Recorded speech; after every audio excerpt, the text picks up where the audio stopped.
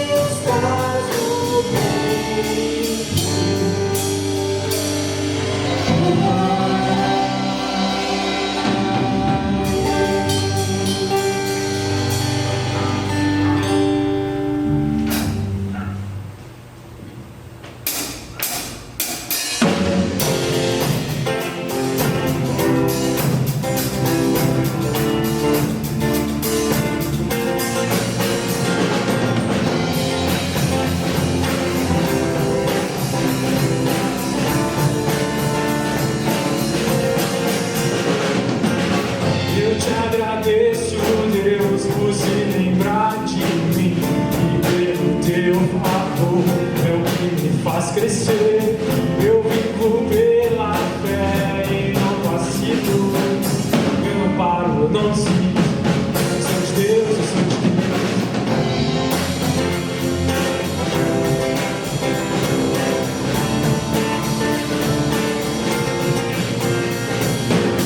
Eu te agradeço, Deus, por se livrar de mim. E pelo teu favor, é o que me faz crescer. Eu vivo pela fé e não vacilo. Eu não paro, não desisto. São os deuses, são os deuses. Você mudou a minha história e fez o que ninguém podia imaginar. Você acreditou, isso é tudo. Só vivo pra você, não sou do mundo, não. A honra, a glória, a força e o louvor a Deus me levantar as minhas mãos é pra dizer que te pertenço, eu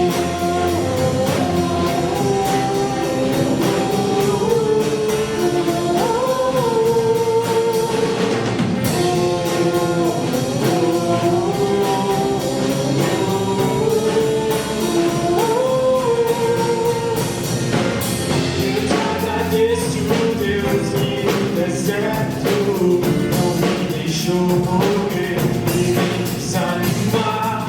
E como aquela mãe que não desistiu, você não se esqueceu, você insistiu, você mudou a minha história e fez o que ninguém podia imaginar.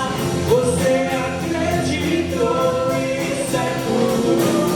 Só vivo pra você, não sou do mundo, não. A honra, a glória, a força e o louvor a Deus me levantar as minhas mãos é pra dizer que te pertenço.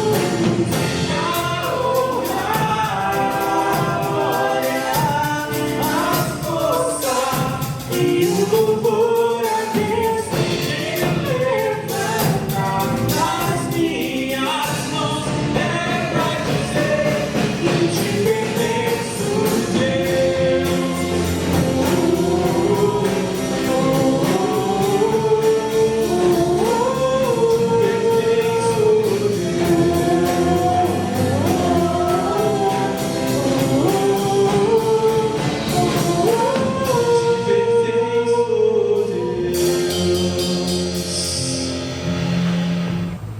Um bom dia para todos vocês. Então nós vamos agora dar continuidade à nossa escola dominical e agora vamos à nossa lição desta manhã de domingo. Hoje nós estamos vamos estudar a última lição da nossa revista sobre a idolatria, lição de número 13. Você que está acompanhando aí com a nossa revista, é a lição de número 13, o título é A Supremacia do Deus Verdadeiro. E aí a conclusão, nós vimos, essa revista trouxe 13 lições, cada uma delas tratando de algum aspecto relacionado com a idolatria. Às vezes era o perigo que nós caímos na idolatria, às vezes a definição da idolatria, às vezes eram algumas práticas que caracterizam práticas idólatras que estão no nosso meio, enfim, para nos orientar sobre essa luta que nós temos, que é de fato a idolatria, que está sempre nos rondando. Então agora essa lição vai fechar, nos lembrando, nos remetendo para essa supremacia do Deus verdadeiro. A idolatria é a mesma prática litúrgica, não com os mesmos elementos, não é isso, mas é a mesma, é o tipo de culto aos deuses falsos. Então é o culto, assim como o culto ao Deus verdadeiro, a idolatria é um culto aos deuses falsos, naturalmente um culto falso. Às vezes tem até uma liturgia semelhante, ou seja, invoca o Deus falso, adora o Deus falso, se prostra diante do Deus falso, é fiel ao Deus falso, é capaz de morrer por esse Deus falso, testemunha sobre ele, se torna uma pessoa muitas vezes malquista, né, indesejável diante de certos segmentos da sociedade, porque ele tem um certo fanatismo religioso, tudo em nome daquele Deus falso. Então, são práticas que nós temos também em relação ao nosso Deus. Adoramos, temos a liturgia, testemunhamos, às vezes somos perseguidos também por esse testemunho e sofremos. Às vezes alguns de nós sofrem barbaridade por causa do nome do Senhor. Mas a diferença é o Deus, é o objeto do culto. A idolatria cultua deuses falsos. A verdadeira adoração é o Deus verdadeiro. Então hoje a lição número 13, e nós vamos também, embora termine o número 13, mas no próximo domingo nós vamos ter mais uma lição que eu preparei baseada nessa revista. Essa lição vai falar sobre a soberania de Deus e a responsabilidade humana, tendo em vista que nós tratamos de práticas do homem na sua religiosidade, no exercício da sua religiosidade, e também falamos sobre a prática cultica ao Deus verdadeiro, que nós vamos encerrar aqui hoje na lição 13. Então eu gostaria de compartilhar com os amados no próximo domingo, na próxima escola dominical, mais uma lição baseada nesse tema, que vai falar sobre a soberania de Deus, como que a soberania de Deus se manifesta no nosso meio e qual é a responsabilidade que nós temos para os nossos atos, tá certo? Mas hoje, nessa manhã, nós vamos falar sobre isso aqui, a supremacia do Deus verdadeiro. Eu quero te convidar para que você abra a sua Bíblia, aí no Salmo 95, nós vamos fazer a leitura dos versos 1, 2 e 3. A nossa revista, para aqueles que ainda não conhecem, ela tem uma relação de leituras diárias e tem um texto básico da lição, que no caso aqui é o Salmo 95, verso 3, mas eu quero ler a partir do verso 1. Então vamos lá, Salmo 95, 1 até o 3, diz assim a palavra do Senhor: Vinde e cantemos ao Senhor com júbilo, celebremos o rochedo da nossa salvação, saiamos ao seu encontro com ações de graças, vitoriemo-lo com salmos, porque o Senhor é o Deus supremo, é o grande Rei, acima de todos os deuses. Então está aqui essa declaração solene aí do salmista sobre a natureza de Deus, a grandeza de Deus. Naturalmente não há palavras para descrever a grandeza do Senhor em toda a sua plenitude, mas esses termos que nós temos na nossa língua nos ajudam a compreender um pouco. Então, amados, começando a introdução, eu vou seguir aqui a revista, para que você, que porventura estiver nos acompanhando aí na revista, para não perder, para seguir o raciocínio. Então a revista ela começa lembrando aqui o seguinte: depois de observar as várias formas de idolatria que nos assediam isso, nós vamos nessa lição então reconhecer a supremacia de Deus, Deus verdadeiro sobre todas as coisas, né? E essa lição vai trazer então algumas dicas de como que a gente pode confiar e pode buscar esse Deus e adorá-lo de forma integral e continuamente, ou seja, da maneira que ele gostaria, que ele espera, a expectativa do Senhor com relação à nossa adoração. Então aqui, o primeiro ponto da lição nos fala sobre o paradigma. Aqui o título é Paradigma do Passado. Esse paradigma vai exatamente nos mostrar o que significa essa relação entre as batalhas que existiam ao longo da história, que na verdade a maioria delas tinha por trás um cunho religioso. Então segue um paradigma, ou seja, segue um padrão. As guerras do Oriente Antigo, do povo de Israel, dos povos antigos, na verdade é uma luta entre deuses. E depois então o tópico 2 vai nos chamar a atenção para a supremacia do Deus verdadeiro. Exemplos bíblicos aqui que nós vamos passar alguns deles, e no final vai falar sobre a confiança no Deus supremo. Então que paradigma é esse? Que modelo é esse que a lição nos chama a atenção? Então observe, as várias batalhas entre Israel e as nações ao seu redor. Então não era apenas uma guerra por um pedaço de terra, ou por supremacia, poderio bélico, alguma coisa, nada disso. Essas guerras representavam, irmãos, em última instância, uma batalha entre os deuses. Então, quando um povo ganhava uma guerra, na concepção daquele povo, eles tinham a ideia de que o Deus deles tinha vencido o outro Deus do povo derrotado, entendeu? Então, ou seja, antes de existir uma batalha aqui na terra, ali no campo de guerra, existia uma batalha nas regiões espirituais, e a vitória daquele povo era uma resultante do fato de que o Deus daquele povo vitorioso tinha derrotado lá no plano espiritual o Deus daquele povo derrotado, percebeu? Então aí nós vamos ver que o povo de Israel, Deus usou dessa estratégia cultural religiosa no Oriente Antigo para poder revelar sua grandeza, sua supremacia. Então olha só, a lição alista aqui, por exemplo, o episódio das 10 pragas do Egito. Então era uma vitória do Deus de Israel sobre os deuses egípcios, as vitórias e derrotas sob a liderança de Josué, também uma demonstração do poder do Deus de Israel contra os deuses daqueles povos que estavam na terra de Canaã. Depois, o tempo dos juízes, isso quando também nós vemos ali as guerras que Israel travava com aqueles povos vizinhos. Na verdade, é uma luta entre os deuses na concepção cultural religiosa do universo religioso daquele povo. A gente sabe claramente que aqueles deuses daqueles povos eram deuses falsos, que não existia, só existe um único Deus, mas na cultura religiosa existia essa prática, certo? Então aí depois nós vemos que a expressão, isso aqui, a opressão dos assírios, a invasão dos babilônios e dos caldeus, o domínio dos medos persas, isso são relatos do Antigo Testamento que revelam que essas nações desejavam derrotar o Deus de Israel. Era uma luta do Deus delas contra o Deus de Israel. Isso. Então, no primeiro século, a liderança judaica e o Império Greco-Romano pensaram que os seguidores de um homem chamado Jesus seriam destruídos através de sucessivas perseguições. É isso?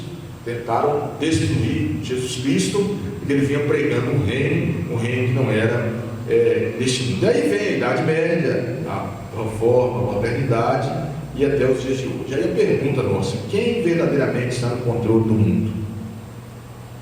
Então, assim, historicamente, o poder de um soberano é afirmado através da expansão de seus domínios.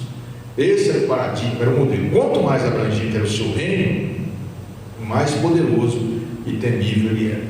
Então, por isso que os grandes líderes da antiguidade faziam questão de expandir os seus domínios, quase que no nível mundial, no âmbito mundial, para mostrar que ele era poderoso. Então, quanto maior a sua influência sobre as pessoas, mais a obediência e referência as prestavam a eles, porque temiam. Então nós vemos o terror que os babilônios causaram, que os assírios causaram, que os persas causaram, que os romanos e assim por diante. As pessoas se curvavam diante daqueles imperadores, por isso a crueldade deles para oprimir o povo. Isso. Então esse era o modelo, era uma guerra acima de tudo religiosa, espiritual, na concepção daquele povo, embora os deuses deles fossem falsos, mas eram cultuados por eles. E aí então o segundo tópico vai falar sobre a supremacia do Deus verdadeiro. Então, nesse universo de batalhas e guerras, a Bíblia, por exemplo, registra tantas batalhas, a história registra tantas batalhas, né? Então, nesse universo de espiritualidade delineado dessa forma, aí entra o Deus verdadeiro, que é o tópico da segunda lição, que a proposta é o seguinte: a supremacia do Deus verdadeiro. Então, apesar do poderio de guerra daqueles povos e da concepção que eles tinham de seus deuses, no fundo, eles eram apenas instrumentos nas mãos do Senhor. A Bíblia deixa claramente: os assírios eram servos do Senhor, os babilônios eram servos no sentido de estar cumprindo a ordem dele, os persas eram também, os egípcios, os romanos e por diante. Deus está no controle de tudo. E aí nós vamos ver então que a revista nos chama, que é a lista, que alguns momentos quando a Bíblia registra um certo confronto em nome do Deus de Israel e em nome do Deus pagão, e que o Deus de Israel sempre venceu, e às vezes de uma maneira dramática. A primeira delas, os deuses do Egito. Nós sabemos que o Egito era um país politeísta, ou seja, adoravam vários deuses, e naquele episódio do Êxodo, a libertação, do povo de Israel, nós vemos que Deus quis manifestar, revelar a sua glória no faraó. Deus quis mostrar para os egípcios quem era ele em relação aos seus deuses.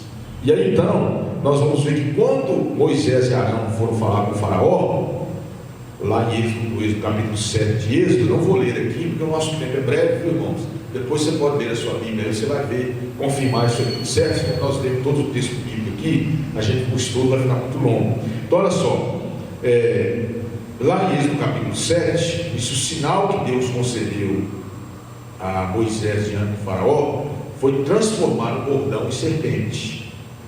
Mas aí você observa o que o faraó fez. Ele não chamou o Instituto Butantan, nem esses caras que você vê na televisão aí, pegador de serpente. Não tem os caras que caçam serpente.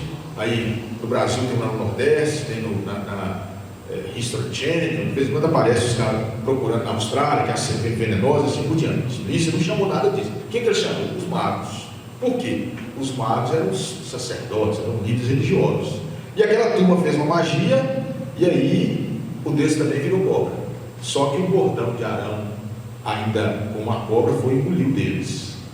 E naquele momento Deus já começava a mostrar para o faraó que ele era. E as 10 pragas vieram então confirmar a supremacia de Deus sobre o povo egípcio. E aí você observa o seguinte: foram 9 pragas, segundo os especialistas em egiptologia e em história e teologia do Antigo Testamento. Essas pragas estavam relacionadas, cada uma delas com um deus egípcio. E a 10ª praga foi aquela que realmente foi uma afronta aos egípcios. Aqui no capítulo 12 de Êxodo, versículo 12, quando Deus manda o povo de Israel preparar a Páscoa, no verso 12 ele diz assim: executarei juízo sobre todos os deuses do Egito, eu sou o Senhor. Então não era sobre o Egito, era sobre os deuses. Aí morreu não só o primogênito dos filhos, das famílias, inclusive do faraó, que era considerado um deus pelos egípcios, pelo próprio faraó, todo poderoso, mas morreram também os primogênitos dos animais, que eram considerados deuses. Então Deus revelou a sua supremacia sobre os deuses egípcios. Outro exemplo aqui na Bíblia, Baal e Gideão.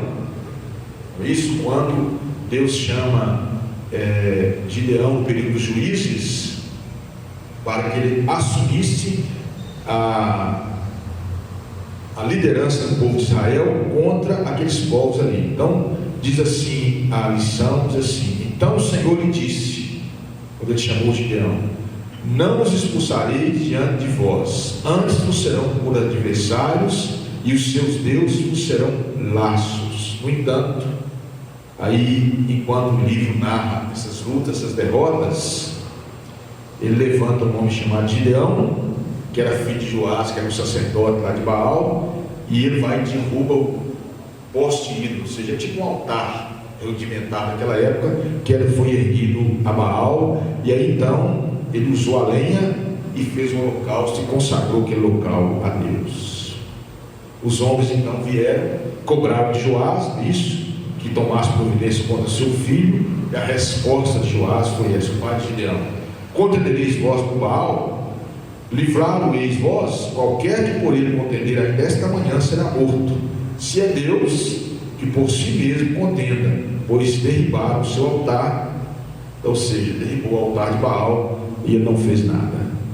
Então aí Gideão faleceu depois em ditosa velhice, mas foi aquele que Deus usou para libertar o povo daquela escravidão de Baal, e depois lá na frente Elias também vai fazer o mesmo, vai ser um instrumento do Senhor.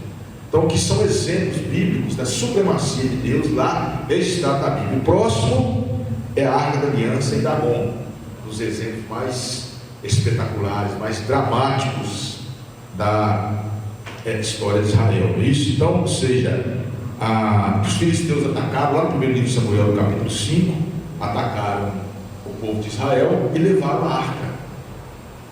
E pegaram aquela arca. Você sabe que a arca da aliança que ficava lá no Santo dos Santos representava a presença de Deus. Levaram aquela arca e colocaram na casa de Dagon. Foi isso. Aí quando eles colocaram aqui perto da imagem de Dagon, quando foi no dia seguinte, no capítulo 5 de Samuel, o ídolo estava prostrado dentro da arca, uma total evidência, isso figurava a rendição daquele ídolo. E aí eles então pensaram que foi um simples acidente, e aí levantaram a estátua de Dagon, que era o deus dos filisteus.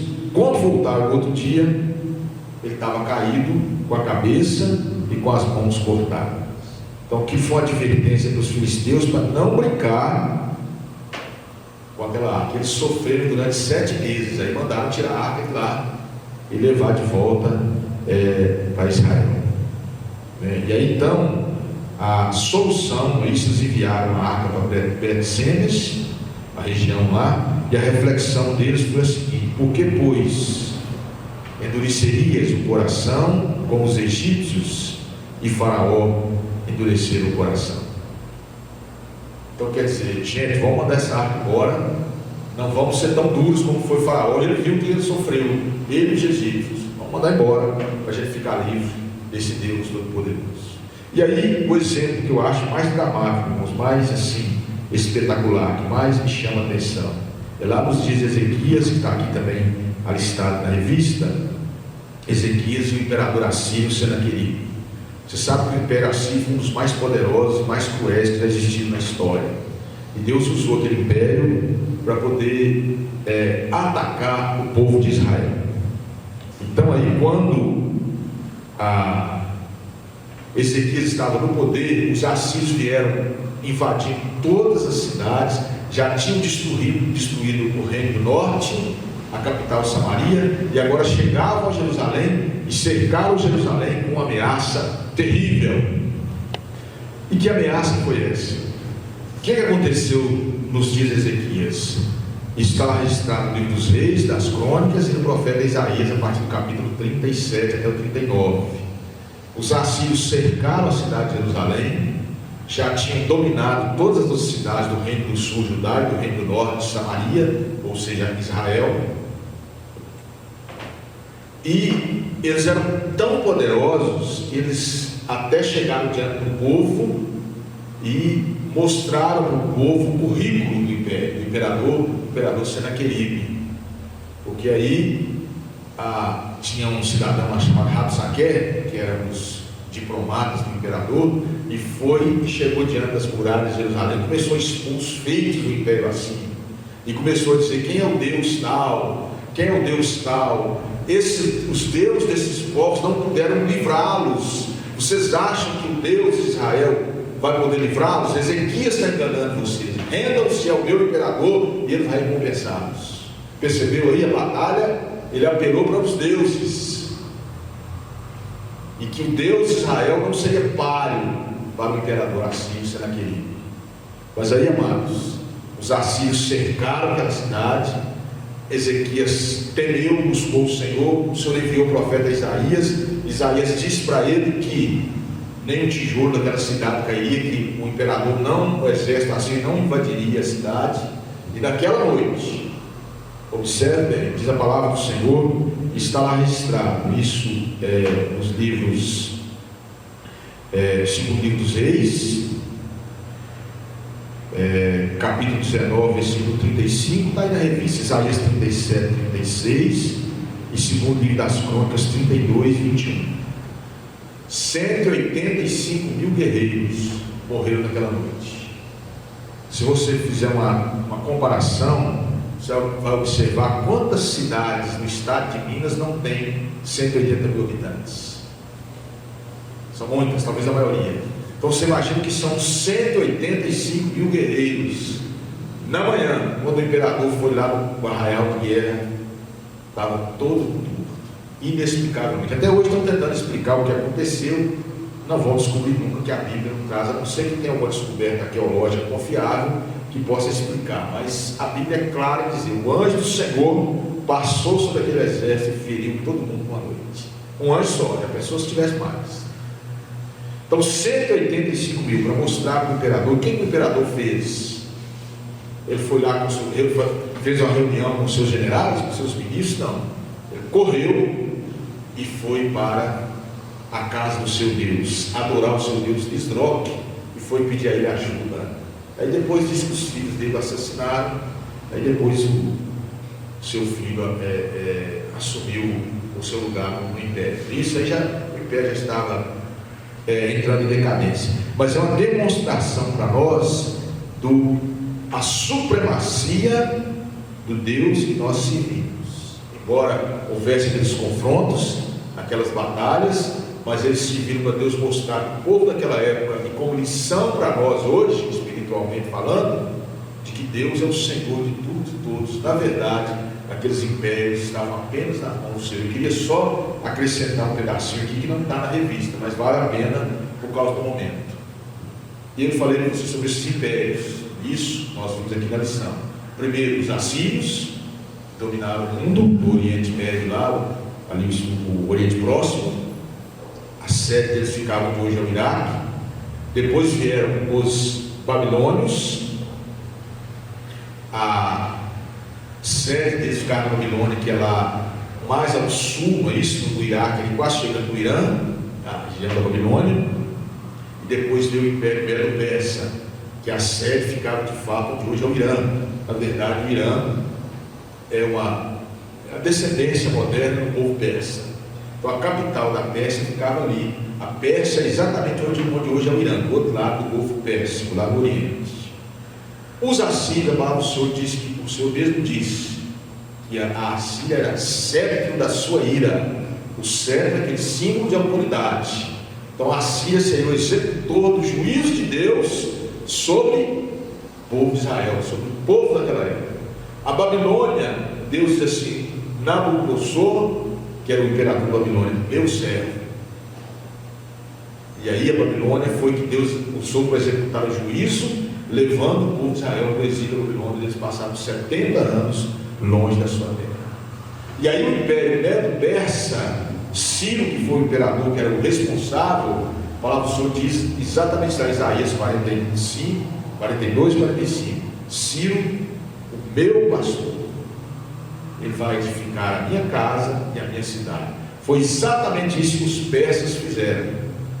Mandaram o povo de volta do exílio depois de 70 anos, ali com Esdras e Neemias, o profeta Ageu, o profeta Zacarias, depois o profeta Malaquias, e reconstruíram a cidade de Jerusalém, a história do povo de Israel.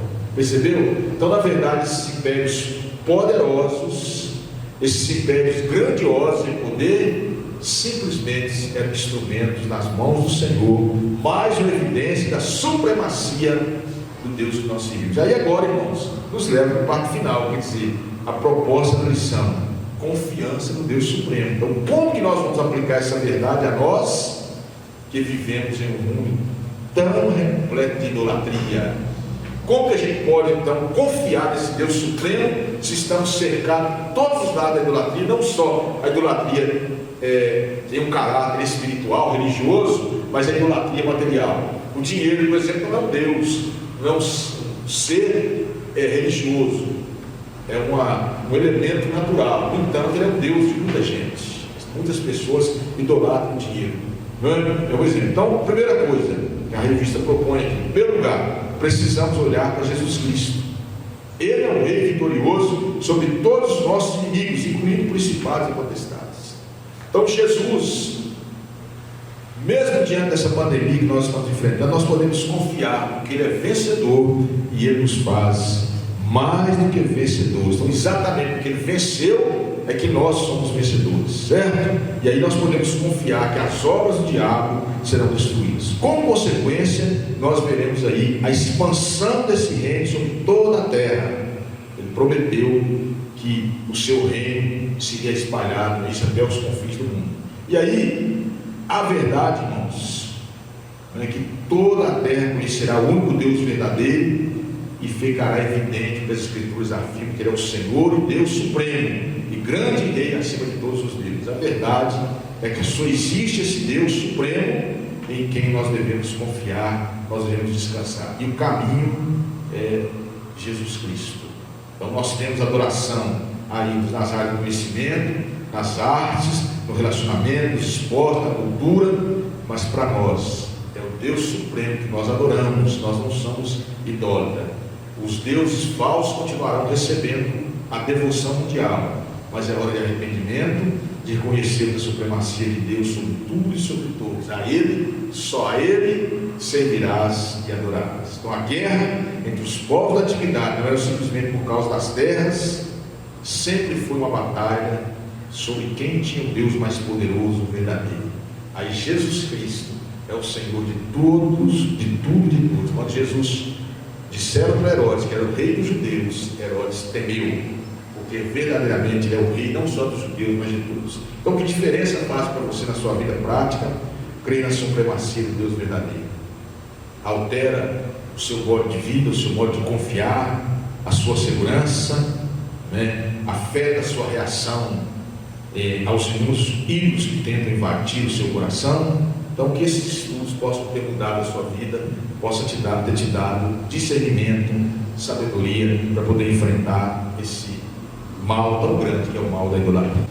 Está em todas as áreas das nossas vidas, todos os segmentos com os quais nós relacionamos, e tenta de todas as formas ofuscar o brilho da grandeza de Deus em nossos corações. Mas pela graça dele nós podemos vencer. Então eu queria encerrar esse estudo dessa manhã com uma breve oração.